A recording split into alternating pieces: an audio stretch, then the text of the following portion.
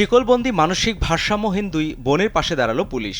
প্রায় ২৫ বছর আগে স্বামীকে হারিয়ে মানসিক ভারসাম্যহীন দুই মেয়েকে নিয়ে মানবেতর জীবনযাপন করছেন জামিনা খাতুন। মৌলভীবাজারের জুড়ি উপজেলার বাছিরপুর গ্রামের এই বৃদ্ধা শতকষ্টের মাঝেও আগলে রেখেছেন মানসিক ভারসাম্যহীন দুই মেয়েকে। শিকলবন্দি দুই মেয়েকে নিয়ে তার এই সংগ্রামের জীবনযাপন সামাজিক যোগাযোগ মাধ্যমে ছড়িয়ে পড়ার পর বিষয়টি নজরে আসে আইনশৃঙ্খলা বাহিনীর। বুধবার জুড়ি থানার ভারপ্রাপ্ত কর্মকর্তা রফিকুল ইসলাম জামিনা খাতুনের বাড়িতে গিয়ে তাদের খোঁজ খবর নেন।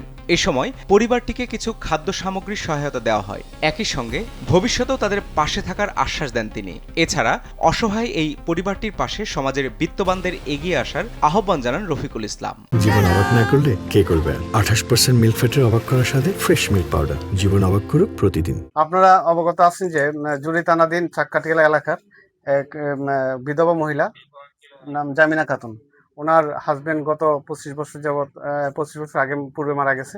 আমরা আর দুইটা মেয়ে আছে, দুইটা মেয়ে অসুস্থ, মানসিক ভারসাম্যহীন, প্রায় 8-9 বছর যাবত এইভাবে আছে। ওনাদেরকে শিকলবন্দি করে রাখা হয়েছে ঘরের মধ্যে।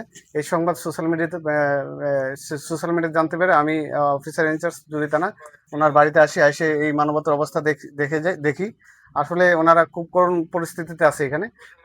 ওনাদের এত অসহায় যে ওনাদের আসলে দেখার মতো কোনো, ওনার কোনো বাচ্চা ছেলের সন্তান নেই, দুইটা মেয়ে নিয়ে উনি খুব অসহায় অবস্থা আছে।